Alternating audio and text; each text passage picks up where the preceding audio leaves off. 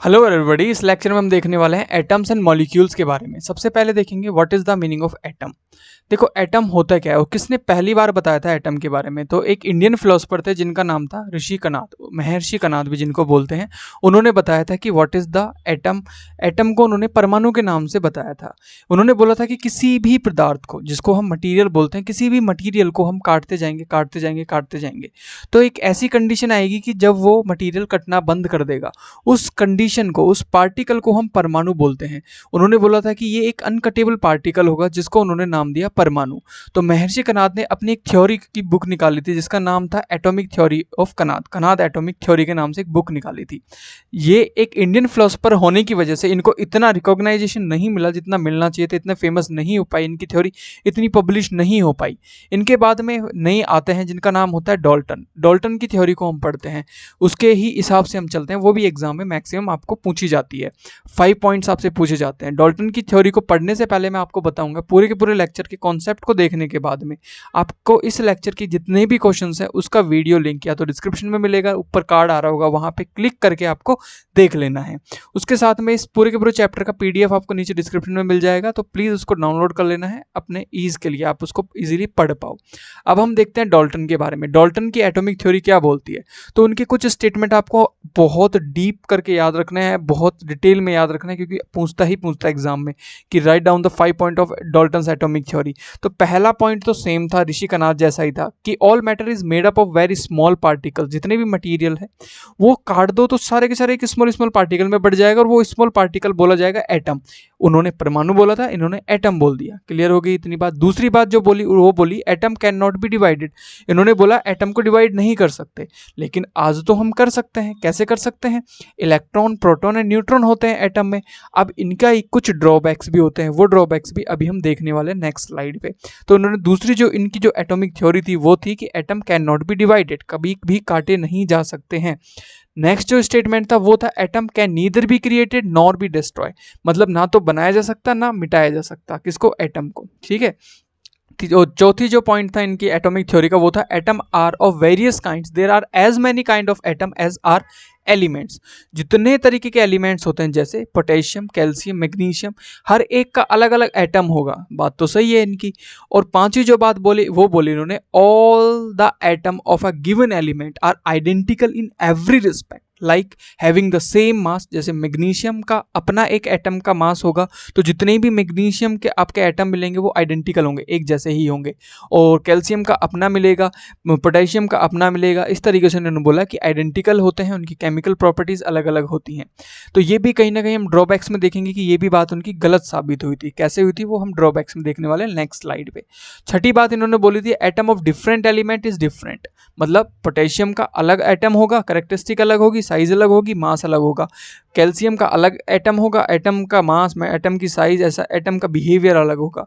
और इनकी जो सातवीं बात थी वो थी केमिकल कॉम्बिनेशन बिटवीन 2 और मोर एलिमेंट। 2 एलिमेंट है मतलब 2 एटम है, जब वो ज्वाइन होंगे 2 एटम ज्वाइन होंगे। ये उन्होंने बोला था कि 2 एलिमेंट को मिला के कंपाउंड बनाओगे, इसका मतलब 2 उन एलिमेंट्स के एटम्स को आप मिला रहे हो तब जाके कंपाउंड बन रहा है। तो ये तो उनकी थ्योरी थी। इसके अंदर से पक्का आपसे पूछता है कि आप 5 पॉइंट एटॉमिक थ्योरी के लिख दो। तो ये इनमें से कोई भी 5 आपको लिखने हैं, साथ के साथ हो जाए याद तो वेरी गुड। तो कौन से 5 आपको याद रखने हैं मैं जल्दी से बता देता हूँ। कि पहला point all matter is made up of very small particle which is known as the atom. दूसरी बात atom can not be divided. ये बहुत इजी पॉइंट्स होते हैं। Atom can neither created not destroy, तीसरे पॉइंट। चौथा पॉइंट है atom are various kind, there are as many kind of atom as are element. जितने तरीके के एलिमेंट उतने तरीके के एटम्स है। तो ये कहीं ना कहीं रिलेटेड है चारों पांचों पॉइंट। और जो छठा और सातवां पॉइंट है वो पांचवा और छठा पॉइंट है वो दोनों एक दूसरे के बिल्कुल सिमिलर पॉइंट है। कैसे? कि all the atom given element are identical in every respect. और छठा पॉइंट है atom of different element is different in mass. मतलब कहने की बात एक ही है, बस 2 पॉइंट करके आप लिख सकते हो। तो यहाँ पे आप इस तरीके से 5 पॉइंट आराम से निकाल सकते हो। तो याद रखना है, this is very very very important. इसको इंपॉर्टेंट लिख लो। अगर आपको नोट्स में लिखना है तो ये 5 इनमें से कोई भी 5 पॉइंट लिख लो, पूरे पॉइंट पे आप लिख सकते हो। नीचे पीडीएफ तो मिल ही जाएगी, आप उनको याद रखोगे। लेकिन जब तक खुद एफर्ट नहीं मारोगे तो वीडियो देखने से कुछ नहीं होता है, आपको भी पता है। ठीक है। नेक्स्ट ड्रॉबैक्स देखते हैं, ये भी एग्जाम में आ जाता है कि आप थ्योरी नहीं पूछेंगे, ड्रॉबैक्स पूछेंगे, दोनों ही चलते हैं, मतलब ऑल्टरनेटिव चलते हैं कि ड्रॉबैक्स पूछ लिया तो थ्योरी नहीं पूछेंगे, थ्योरी पूछ लिया तो ड्रॉबैक्स नहीं पूछेंगे। ड्रॉबैक में पहली बात, इन्होंने बोला था कि एटम डिवाइड नहीं हो सकते हैं, लेकिन एटम कैन बी डिवाइड। आप एटम को डिवाइड कर सकते हो, किस फॉर्म में? इलेक्ट्रॉन, प्रोटॉन एंड न्यूट्रॉन की फॉर्म में, तो एटम कैन बी डिवाइड। दूसरी बात थी कि Dalton atomic theory says that all atom of an element have exactly same mass. It is however now known that atom of the same element can have slightly different masses। जैसे आपको पता है कि isotopes होते हैं, isotope मतलब chlorine जो होता है उसके अलग अलग मास वाले क्लोरीन भी मिलते हैं, समझ पा रहे हो? मतलब 17 तो एटॉमिक नंबर तो दोनों का सेम होगा, लेकिन एटॉमिक मास दोनों का अलग अलग होगा। ऐसे भी आपको क्लोरीन मिलते हैं जिनको हम आइसोटॉप के नाम से बोलते हैं। और दूसरा पॉइंट भी यही है जिसके बारे में बात हो रही है, उन्होंने तीसरा जो ड्रॉबैक है वो लिखा है कि Dalton atomic theory said that the atom of different element have the different masses. लेकिन कुछ ऐसे एलिमेंट होते हैं जिनके मास सेम होते हैं जी, उनको हम आइसो बार बोलते हैं। तो आइसो बार और आइसोटॉप बेसिकली ये डिस्क्राइब नहीं कर पाए थे। आप सीधा भी लिख सकते हो कि Dalton was not able to describe about the isobar and the isotope. Isotopes क्या होते हैं मैंने बताया, जिनके मासेस अलग अलग होते हैं लेकिन नंबर सेम होता है। और आइसोबार होता है जस्ट इसका वाइस वर्सा, जस्ट इसका उल्टा। क्लियर हो गई बात? ओके।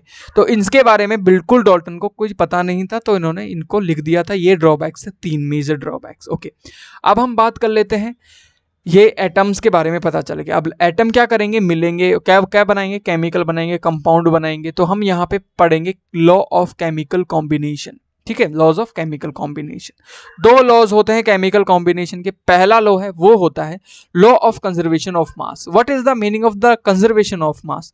कंजर्व शब्द का ही मतलब है कि किसी चीज का एज इट इज बने रहना, जैसा वो पहले था वैसे ही वो बाद में भी रहे, उसको बोलते हैं कंजर्व रहना। ओके, कंजर्व मतलब ये लॉ बोलता है कि आप कोई भी रिएक्शन करवाओ, कोई भी 2 एटम्स को मिलाओ, जैसे नमक और पानी, दोनों को मिलाओ।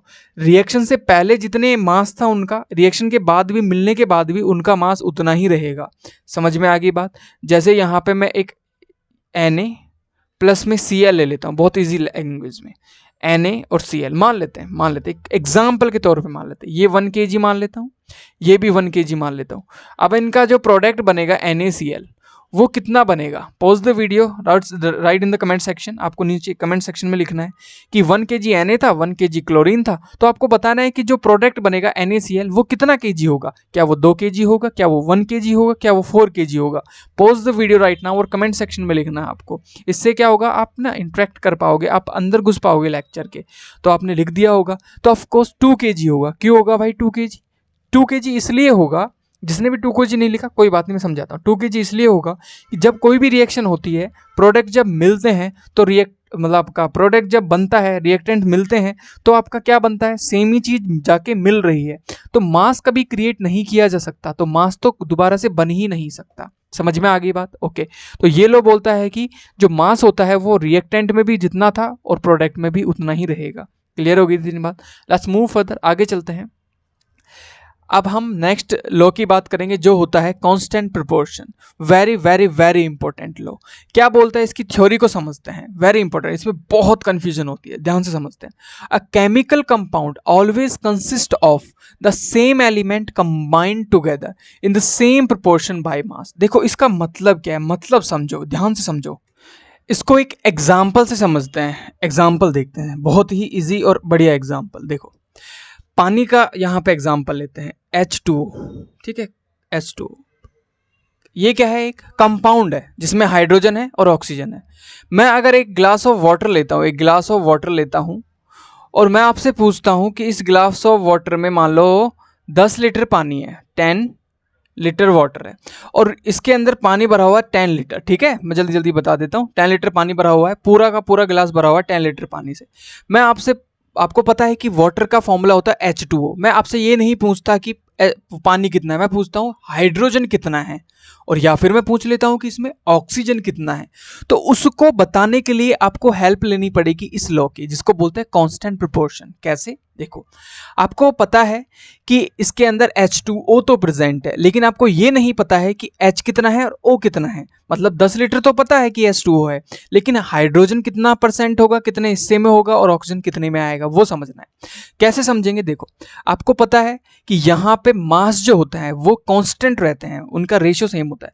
तो यहाँ पे हाइड्रोजन का मास 1 होता है, लेकिन कितने हाइड्रोजन है? 2 रेशियो। यहाँ पे आपका ऑक्सीजन का मास कितना होता है? 16 होता है। ठीक है, तो यहाँ पे आ जाएगा आपका 2:16, जो कि आएगा आपका यहाँ पे 1:8। मतलब क्या समझ में आया कि जो इस 10 लीटर के पानी के अंदर, 10 लीटर का जो आपका पानी सिर्फ H2O है इसमें, और कुछ भी नहीं है, H2O, तो इसमें जो हाइड्रोजन होगा वो एक हिस्से में होगा और 8वें हिस्से में आपका ऑक्सीजन होगा। आप इजीली फाइंड आउट कर लोगे। कैसे? यहाँ पे 10 लीटर में कितना हाइड्रोजन है ये पता करना है, तो 10 लीटर में टोटल क्या था? 9 था। आपको हाइड्रोजन पता करना है तो 1/9 कर दो। 10 लीटर में अगर आपको ऑक्सीजन पता करना है तो 8/9 कर दो। ये तो सिंपल मैथमेटिक्स है कि 10 लीटर की जगह अगर 20 होता तो 20 में आपको टोटल कितना है? 9 है, और आपको पता करना हाइड्रोजन तो 1 से मल्टीप्लाई कर देंगे। और 20 लीटर होता और यहाँ पे ऑक्सीजन पता करना होता तो यहाँ पे हम 8/9 कर देते। नहीं आई बात समझ? मुझे पता है नहीं आई, दोबारा समझाता हूँ। देखो, ध्यान से सुनो कि यहाँ पे मैंने लिया H2O, क्लियर? यहाँ पे मैंने इनके मास का रेशियो निकाला, एक मॉलिक्यूल में मास का रेशियो कितना होगा। तो हाइड्रोजन का मास 1 है, लेकिन 2 मॉलिक्यूल है तो 1 × 2 हो जाएगा। यहाँ पे ऑक्सीजन का 16 हो जाएगा। तो हियर वी गेट व्हाट? 1:8। तो जो हाइड्रोजन होगा वो हमेशा एक हिस्से में होगा और 8वें हिस्से में आपको ऑक्सीजन मिलेगा। तो मैं यहाँ पे एक आपको कंटेनर देता हूँ या गिलास देता हूँ, जिसके अंदर मैंने बोला कि इसके अंदर H2O भरा हुआ है, फुल भरा हुआ है, H2O से ये ऊपर तक भरा हुआ है। तो मैं पूछता हूं कि ये बता दो इसके अंदर ऑक्सीजन कितना है और हाइड्रोजन कितना है। तो यहां पे पूरे में से मैक्सिमम पार्ट में के ऑक्सीजन होगा कि हाइड्रोजन होगा? ऑफ कोर्स ऑक्सीजन होगा, क्योंकि H2O के रेशियो में, मास के रेशियो में 8:1 के रेशियो में आपको H और ऑक्सीजन मिलता है, हाइड्रोजन और ऑक्सीजन मिलता है। तो ये जो रेशियो रहेगा वो हमेशा दुनिया के किसी भी H2O पे चले जाओ, कहीं भी जाके H2O ले लो, ये रेशियो सेम रहेगा। तो ये बोलता है कि कांस्टेंट रहेगा, मतलब जो हाइड्रोजन होगा वो 1 और जो ऑक्सीजन होगा वो 8वें हिस्से में मिलेगा। समझ में आ गई बात? तो ये आपकी बात और इजी करने के लिए मैंने आपको समझाया, और इजी कर देता हूँ इस बात को। यहाँ पे हम एक और एग्जाम्पल लेते हैं, कोई भी आप एग्जाम्पल ले सकते हो, जैसे मैंने यहाँ पे ले लिया, आप कोई भी एग्जाम्पल ले, तो इजी से इजी एग्जाम्पल उठाते हैं। यहाँ पे एग्जाम्पल ले लेते हैं हम CO2 का, कार्बन डाइऑक्साइड का। ठीक है, अब मैंने आपको एक कंटेनर में CO2 भर के दे दी है, ठीक है, और मैं पूछता हूँ इसमें कार्बन कितना है और ऑक्सीजन कितना है, ये पता करना है। तो ये पता चलेगा कांस्टेंट प्रोपोर्शन से। आपको पता है कि जो कार्बन होता है उसका मास कितना होता है? 12 होता है। ऑक्सीजन का कितना होता है? 16 होता है, लेकिन 2 टाइम होगा तो 16 × 2। तो यहाँ पे कितना आ जाएगा आपका? 12:32। इस रेशियो में आपको यहाँ पे कार्बन और ऑक्सीजन मिलेगा। इसको अगर और छोटा छोटा छोटा कर दे तो कितना आएगा? तो 3 रेशियो, और यहाँ पे आ जाएगा आपका 8। ठीक है, तो यहाँ पे 3:8 आ जाएगा। मतलब कि जो आपको मैंने CO2 दिया एक कंटेनर में भर के, उसके 3rd पार्ट में आपको यहाँ पे कार्बन मिलेगा और 8 पार्ट में आपको ऑक्सीजन मिलेगा। I hope everything is clear till now. तो ये आपको ध्यान रखना है, CO2 इस तरीके से होगा, और मैंने H2O बता दिया। This is very important point, इसलिए मैंने इसको डेप्थ में समझाया। लेट्स मूव फर्दर, आगे चलते हैं। नेक्स्ट हम यहाँ पे जो देखने वाले हैं वो देखने वाले हैं एटम के बारे में। आप बोलोगे हमने देख तो लिया एटम के बारे में, और डिटेल में देखेंगे एटम के बारे में। सिर्फ हमने ये पता किया था एटम किसने पता किया, कैसा होता है, ड्रॉबैक्स देखे डाल्टन की थ्योरी देखी। अब हम यहाँ पे देखेंगे एटम को डिटेल में, जो आज के टाइम पे हम एटम को पढ़ते हैं, आज के टाइम पे जो एटम के बारे में हमें पता होना चाहिए। एटम देखो क्या होता है, आपको पता है एटम एक स्मॉलेस्ट पार्टिकल, एक एलिमेंट का होता है। इसको डिवाइड करके इलेक्ट्रॉन, प्रोटॉन और न्यूट्रॉन में भी डिवाइड किया जा सकता है। ये एक ऐसा पार्ट होता है जो कि केमिकल रिएक्शन में डील करता है, केमिकल रिएक्शन में पार्ट लेता है एटम। एटम्स ही तो आके मिलते हैं दो एलिमेंट्स के, राइट। आगे चलते हैं नेक्स्ट पार्ट पे। Atom are very very small in size. An idea of the extremely small size of atom can be had from the fact that 3 3 5 1 2 3 4 5 6 मतलब 10 to the power 6 copper atoms को अगर आप arrange करोगे आगे पीछे end to end एक line में इस तरीके से एक के पीछे एक, अगर आप इतने कॉपर एटम्स को मतलब कितने 3 5 इंटू 10 की पावर 6 एटम्स को एक के पीछे एक अरेंज करोगे ना आप, तो तब जाके आपको वहां पे 1 सेंटीमीटर की डिस्टेंस देखने को मिलेगी। इतना छोटा होता है एटम। ठीक है, साइज के बारे में समझाने के लिए एक एग्जांपल दिया है मैंने आपको। कितना छोटा होता है कि आप यहाँ पे 35 इंटू 10 की पावर 6 इतने आप कॉपर के एटम लो और उन एटम को एक के पीछे एक रख दो, इस तरीके से रख दो, तो इतने एटम्स को रखने के बाद में भी आपको सिर्फ 1 ही सेंटीमीटर की वहां पे लाइन देखने को मिलेगी। इतना छोटा होता है एक एटम। क्लियर होगी बात? अगर मैं बात करूं कि एक एटम जो होता है उसकी जो रेडियस होती है, एटम जो होता है उसकी जो रेडियस होती है उसको किस में मेजर किया जाता है?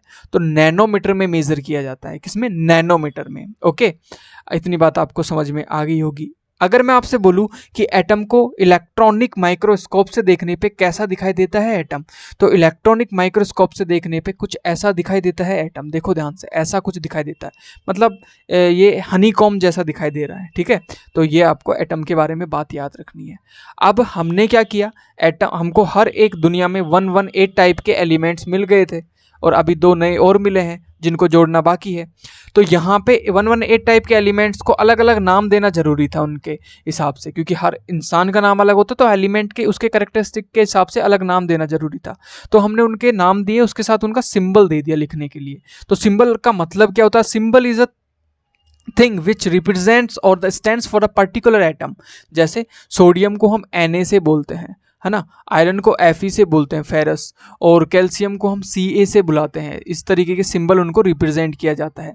तो पहले क्या किया था, डाल्टन ने अपने सिंबल दिए थे। आज तो हम NaFeCa बोलते हैं, लेकिन जब डाल्टन ने अपनी थ्योरी दी थी तो उन्होंने NaFeCa नहीं दिया था। उनके कुछ सिंबल्स ऐसे थे, ऑक्सीजन के लिए सिर्फ O बना दिया, कार्बन के लिए उस O को डार्क कर दिया, हाइड्रोजन के लिए एक डॉट बना दिया बीच में, फास्फोरस के लिए मर्सिडीज वाला साइन बना दिया, सल्फर के लिए क्रॉस बना दिया।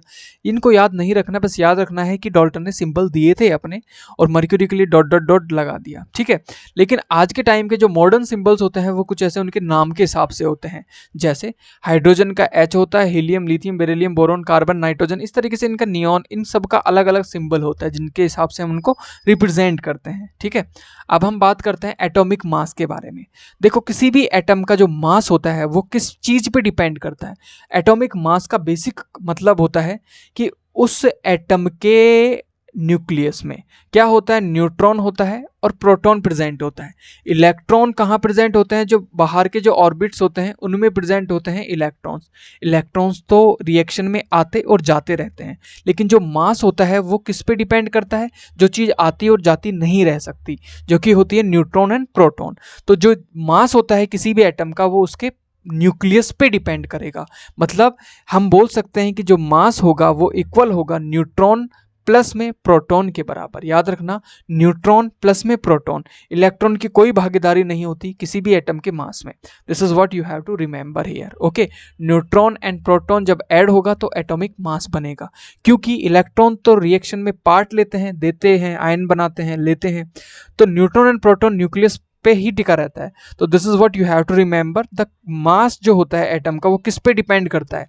तो उसके न्यूक्लियस पे डिपेंड करता है। ठीक है, न्यूक्लियस पे क्यों डिपेंड करता है? क्योंकि न्यूक्लियस के अंदर प्रेजेंट होता है न्यूट्रॉन जो कि न्यूट्रल इन नेचर होता है, प्रोटॉन जो कि पॉजिटिव चार्ज होता है जिसके ऊपर। तो ये जब रिमूव करता है इलेक्ट्रॉन को तो उससे तो हो सकता है कि मास बढ़े घटे, लेकिन जो न्यूक्लियस के अंदर प्रेजेंट न्यूट्रॉन एंड प्रोटॉन है उनका जो नंबर है वो इंक्रीज और डिक्रीज नहीं होता है, एज इट इज रहता है। तो neutron plus proton is equal to atomic mass. Okay, तो हम बोल सकते हैं कि एटॉमिक मास जो होता है वो न्यूट्रॉन और प्रोटॉन के नंबर्स पे डिपेंड करते हैं। Clear? Next, how do atoms exist? Atoms कैसे एग्जिस्ट करते हैं, किस तरीके से एटम्स एग्जिस्ट करते हैं? पहला, एटम्स मॉलिक्यूल की फॉर्म में भी मिल सकता है, what is the meaning of the molecule. और दूसरा जो तरीका होता है वो होता है आयंस की फॉर्म में मिलना। सबसे पहले आपको ये पता होना चाहिए what is molecule and what is ion, what is difference between them. Molecules और आयंस के बीच में डिफरेंस क्या होता है? देखो, मॉलिक्यूल्स का मतलब क्या है? मॉलिक्यूल का अगर मैं बहुत इजी लैंग्वेज में समझाऊं तो जब दो एटम मिल जाते हैं, जब दो एटम मिल जाते हैं तो एक मॉलिक्यूल बना लेते हैं। क्लियर? और दो आयंस क्या होते हैं? इसमें भी दो एटम मिलते हैं तो एक आपका आयन बना लेते हैं। क्लियर। तो यहाँ पे आपको समझना है मॉलिक्यूल्स का मतलब है दो एटम मिल गए, और आयंस का मतलब भी है दो एटम मिल गए। अब दिमाग में कंफ्यूजन आएगा कि फिर एक ही नाम दे देते, या तो मॉलिक्यूल बोल देते या फिर एटम बोल देते। देखो ध्यान से सुनो, मॉलिक्यूल्स को समझते हैं। In the form of molecule, molecule में क्या होता है, a molecule is an electrically neutral group of two atom chemically bonded together. मतलब इसमें किसी इलेक्ट्रॉन का एक पॉजिटिव और एक नेगेटिव ऐसे अट्रैक्ट नहीं होते हैं, एक इलेक्ट्रॉन देता है एक इलेक्ट्रॉन लेता है, ऐसा नहीं होता है। इसमें क्या होता है कि कोवैलेंसी होती है। कोवैलेंसी का मतलब, जैसे ऑक्सीजन को आपने हमेशा ऐसे नहीं लिखा देखा होगा, आपने हमेशा O2 की फॉर्म में लिखा देखा होगा। तो ये ऑक्सीजन का एटम नहीं है, ये ऑक्सीजन का मॉलिक्यूल है। इस केस में क्या होता है, जो ऑक्सीजन होता है वो ऑक्सीजन के साथ में ही मिल रहा है, मतलब कोवैलेंसी कर रहा है, और क्या बन रहा है आपका यहाँ पे O2 बना रहा है। तो दिस इज द मॉलिक्यूल। जब आपका कोई भी सेम एटम मिलके सेम एटम से मिलके रहे, क्यों भाई मिलके क्यों रहता है, अगर ये मिलके नहीं रहेगा, आपको पता है कि जो आपका ऑक्सीजन होता है उसमें 8 होते हैं क्या, इलेक्ट्रॉन्स। इलेक्ट्रॉन्स का आउटर मोस्ट शेल में कंप्लीट होना जरूरी होता है किसी भी एटम के एग्जिस्टेंस के लिए। तो वहां पे 2 इलेक्ट्रॉन एक को दे देता है, 2 इलेक्ट्रॉन एक को देता है। नहीं समझ आ रहा, देख समझा देते हैं। मान लेते हैं ये एक क्या है आपका न्यूक्लियस है, किसका, ऑक्सीजन का। ये पहला ऑर्बिट है और ये आपका दूसरा ऑर्बिट है। क्लियर होगी बात, okay. This is the first orbit जिसमें 2 आपके क्या है, यहाँ पे 2 इलेक्ट्रॉन है, और दूसरे ऑर्बिट में कितने इलेक्ट्रॉन होंगे, 6 होंगे। तो 1 and 2 3 4 5 and 6। क्लियर। ये एक ऑक्सीजन है, O है, सिर्फ ऑक्सीजन एटम है। और सिमिलरली यहाँ पे ये आपका न्यूट्रॉन एंड प्रोटॉन आता है, और यहाँ पे फर्स्ट ऑर्बिट है। इसमें भी इस तरीके से 2 इलेक्ट्रॉन होते हैं फर्स्ट ऑर्बिट में, और दूसरे में होते हैं यहाँ पे 6। 1 2 3 4 5 and 6। क्लियर। अब क्या ये जो ऑक्सीजन है, ये वाला जो ऑक्सीजन है, ये बोलता है कि मेरे को जिंदा रहने के लिए ना आउटर मोस्ट शेल कंप्लीट करनी है, मुझे मतलब 8 कंप्लीट करना है मेरा। तो ये वाला जो उसके पास में ऑक्सीजन खड़ा हुआ होगा, एक सिलेंडर में ऑक्सीजन भरा होगा, तो वो साइड वाले मॉलिक्यूल से बोलेगा, साइड वाले एटम से बोलेगा मुझे आपके 2 इलेक्ट्रॉन दे दो। तो ये क्या करेगा, इस तरीके से 2 इलेक्ट्रॉन दे देगा। और ये वाला ऑक्सीजन जो होगा वो इसको बोलेगा कि तू मुझे अपने 2 इलेक्ट्रॉन दे दो। इसको बोलते हैं कोवैलेंसी, मतलब तू भी खा मैं भी खाऊं दोनों खुश। तो ऐसे में बनता है मॉलिक्यूल। तो ये बन जाता है O मिलके O2। तो इसको बोलते हैं molecule of the oxygen. Clear. Let's move further. अब हम नेक्स्ट चलते हैं कंपाउंड की फॉर्म में भी। देखो कंपाउंड की फॉर्म में किस तरीके से, ये तो हो गया आपका मॉलिक्यूल ऑफ एलिमेंट, एक एलिमेंट का। समझ में आ गई बात। तो यहाँ पे कंबाइंड फॉर्म में जब मिले, जहाँ पे कोई भी एक लेने वाला एक देने वाला ना हो, दोनों ही एक दूसरे को साझा कर रहे हो, दूसरे को क्या कर रहे हो, कोवैलेंट कर रहे हो, कि तू भी इलेक्ट्रॉन मुझे दे दे 2, मैं तुझे मेरे 2 इलेक्ट्रॉन दे देता हूँ, आराम से दोनों मिल बांट के रहेंगे। तो जो मॉलिक्यूल की फॉर्म में है, पहला फॉर्म जो कि है आपका यहाँ पे मॉलिक्यूल ऑफ द एलिमेंट, जैसे ऑक्सीजन का हमने देखा। समझ में आ गई बात, ओके। अब यहां पे देखेंगे molecule form of the compound. समझ पा रहे हो, मतलब कंपाउंड्स भी एक दूसरे से कोवैलेंसी करते हैं। कैसे करते हैं देखते हैं। इसका एग्जाम्पल हो सकता है यहाँ पे CH4, जिसको मिथेन बोलते हैं। ठीक है, H2O भी इसका एग्जाम्पल हो सकता है। इसमें ये जो हाइड्रोजन है और ऑक्सीजन है, या कार्बन और हाइड्रोजन है, वो एक दूसरे से मिल बांट के इलेक्ट्रॉन्स को रह रहे हैं। ये कंपाउंड फॉर्म है। पिछले वाला मॉलिक्यूल का कौन सा फॉर्म था, एलिमेंट फॉर्म था। तो समझ में आ गई बात, जब एटम्स मिलते हैं तो मॉलिक्यूल्स बनते हैं। अगर सेम ही एलिमेंट का एटम सेम ही एलिमेंट के एटम से मिलता है तो यहाँ पे एलिमेंट का मॉलिक्यूल बनता है। और यहाँ पे अगर 2 अलग अलग मिलते हैं और वो भी क्या करते हैं, कोवैलेंसी शो करते हैं, तो मॉलिक्यूल ऑफ द कंपाउंड बोले जाते हैं। क्लियर होगी इतनी बात, ओके। समझ में आ गई। अब हम बात करेंगे आयंस की। देखो आयन कैसे बनता है, आयनिक बॉन्ड कैसे बनते हैं। सबसे फेमस एग्जांपल लेना चाहूंगा मैं यहाँ पे सोडियम का। सोडियम के एटम को देखते हैं। ये आपका न्यूक्लियस हो गया जिसमें न्यूट्रॉन एंड प्रोटॉन प्रेजेंट है। ये आपका फर्स्ट ऑर्बिट, और सोडियम में कितने इलेक्ट्रॉन होते हैं, 11 इलेक्ट्रॉन। और ये दूसरा ऑर्बिट हो गया। हर एक एटम को जिंदा रहने के लिए, एग्जिस्ट करने के लिए अपना आउटरमोस्ट शेल फुल करना पड़ता है। तो पहले में 2 आ गए, 11 में से 2 गए तो 9 बच गए। कितने बच गए, 9 बच गए। दूसरे में 1 2 3 4 5 6 7 8 अब 9 तो आ नहीं सकते क्योंकि दूसरे ऑर्बिट में तो सिर्फ 8 ही आते हैं, तो जितने चाहिए थे उतने आ गए। तो यहाँ पे अब क्या होगा, यहाँ पे ये बोलेगा कि भाई एक इलेक्ट्रॉन जो है मेरे पास फ्री है, इसको कोई ले लो। तो ये क्या है, डोनेट कर रहा है, दे रहा है, तो इसको बोलेंगे पॉजिटिवली चार्ज्ड एटम। क्या बोलेंगे, पॉजिटिवली चार्ज्ड एटम। और दूसरा कोई ना कोई भूखा घूम रहा होगा, जैसे क्लोरीन। क्लोरीन क्या करता है, क्लोरीन बोलता है कि मेरे पास ना 17 इलेक्ट्रॉन है, तो मेरा जो एटॉमिक स्ट्रक्चर है कुछ ऐसा है, न्यूक्लियस एंड न्यूक्लियस में न्यूट्रॉन एंड प्रोटॉन, पहला ऑर्बिट, दूसरा ऑर्बिट और ये तीसरा ऑर्बिट। क्लियर। अब यहां पे इलेक्ट्रॉन किस तरीके से अरेंज रहते हैं वो देख लेते हैं। पहले में 2 हो गए, दूसरे में 8 फिल हो गए, तो कितने हो गए, 10 हो गए। लास्ट वाले में बचे सिर्फ 7, लास्ट वाले में बचे 7, 1 2 3 4 5 6 और 7। चाहिए कितने, 8, एक चाहिए। तो ये इसको बोलेंगे कि इसको एक की जरूरत है, तो this is negatively charged atom, ठीक है, या पार्टिकल। तो इसके पास जैसे ही सोडियम आता है ये बोलता दे दे यार, ये वाला जो तेरे पास एक्स्ट्रा है वो मुझे दे दे और हम दोनों एक साथ रहेंगे। तो इसको बोलेंगे दिस इज पॉजिटिव और दिस इज नेगेटिव अट्रैक्शन। तो ये मिलके क्या बनाएंगे, NaCl। इसको बोलेंगे आयनिक कंपाउंड। ठीक है, तो आयंस कैसे बनते हैं, जब इलेक्ट्रॉन का आदान प्रदान होता है तो आयंस बनते हैं, मिलके आयनिक कंपाउंड बनाते हैं। क्लियर हो गई इतनी बात, ओके। आयनिक कंपाउंड मैंने आपको समझा दिया। अब देखते हैं केमिकल फॉर्मूलेस। केमिकल फॉर्मूला कैसे बनता है। केमिकल फॉर्मूला बनाने के लिए आपको वैलेंसीज आना चाहिए। वैलेंसीज कैसे आनी चाहिए, आपको यहाँ पे हर बार स्ट्रक्चर बनाने की जरूरत नहीं है, वैलेंसीज आपको पता होगी। जैसे मैं आपको समझाता हूँ, मैं बोलता हूँ हाइड्रोजन को ऑक्सीजन से मिलाओ, तो हाइड्रोजन को ऑक्सीजन से मिला के तो आप बोलोगे कि ये लो HO बन तो गया। आपने HO क्यों नहीं लिखा, आपने H2O क्यों लिखा, ये क्वेश्चन होना चाहिए ना कि ये H2O क्यों लिखा गया। हाइड्रोजन ऑक्सीजन से मिलना था तो HO लिख देते, H2O क्यों लिखा, है ना, यही तो दिमाग में आता है। ओके, मैं समझाता हूँ क्यों होता है H2O। जब हाइड्रोजन होता है उसकी वैलेंसी होती है 1 और जो ऑक्सीजन होता है उसकी -2, तो हम माइनस वाइनस नहीं लगाते हैं, साइन नहीं लगाते, हम सिर्फ इनकी वैलेंसी को नीचे लिख देते हैं इनके, और यहाँ पे हम कर देते हैं क्रॉस मल्टीप्लाई। इस तरीके से फॉर्मूले इस तरीके से बनते हैं।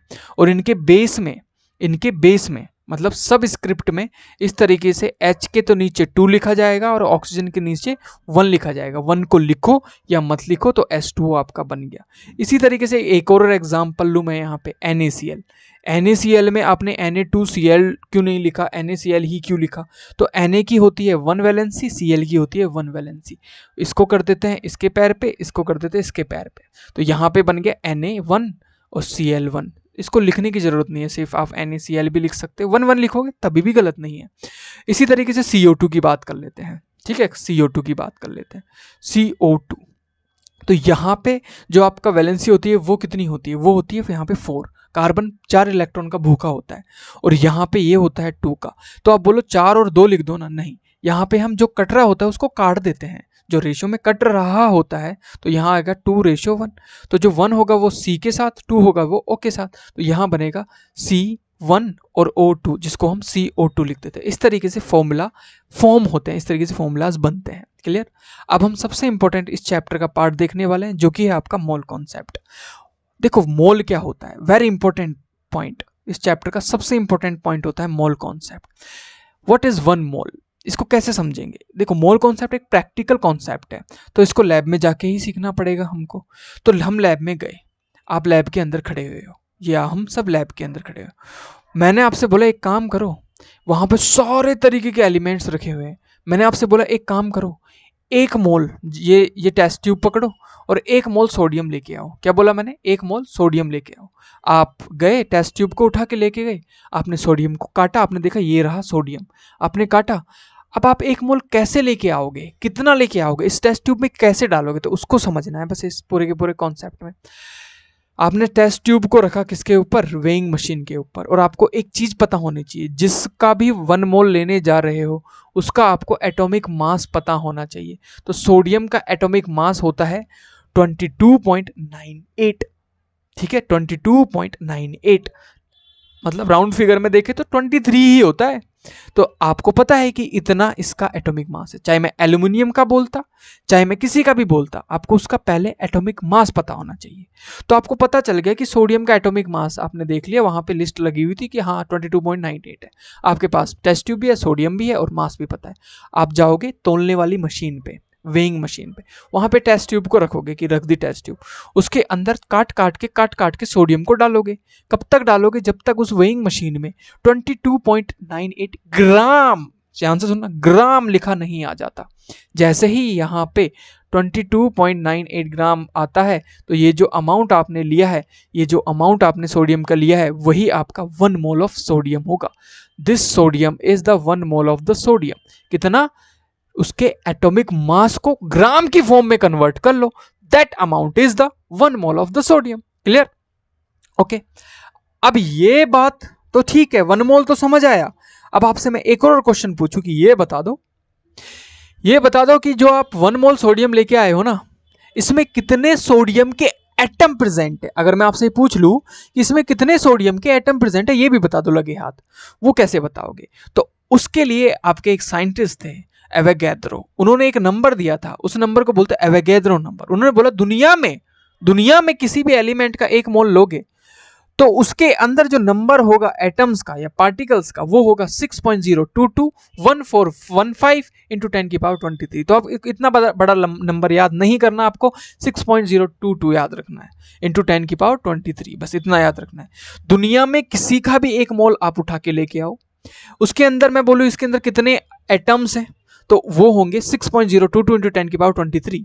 जैसे मैं आप 1 मोल एल्यूमिनियम लेके आए मेरे पास कि सर ये ना 1 मोल एल्यूमिनियम है, मैं बोलता हूँ ओके, तो मैं बोलता हूँ इस एल्यूमिनियम में एल्यूमिनियम के एटम्स कितने हैं, तो आप गिनने बैठोगे, है ना, आपकी 2-3 पीढ़ियां खत्म हो जाएंगी। तो इसको सॉल्व करने के लिए मैथमेटिक्स का यूज करते हुए एवोगैड्रो ने नंबर दे दिया कि दुनिया में किसी का भी 1 मोल लेना, उसके अंदर जो नंबर ऑफ एटम मिलेंगे ना, वो मिलेंगे 6.022 इंटू 10⁻23। क्लियर? इतनी बात इन्होंने समझा दी। तो आपको समझ में आया कि 1 मोल का मतलब क्या होता है। 1 मोल मतलब किसी का भी 1 मोल जो होता है वो ग्राम एटॉमिक मास होता है। ठीक है, फॉर्मूलाज रटो मत, ग्राम। जैसे मैंने बोला कि बताओ कि एल्यूमिनियम का बताओ, चलो सोडियम का छोड़ो, आप एल्यूमिनियम का 1 मोल लो, तो एल्यूमिनियम का आपको एटॉमिक मास पता होना चाहिए।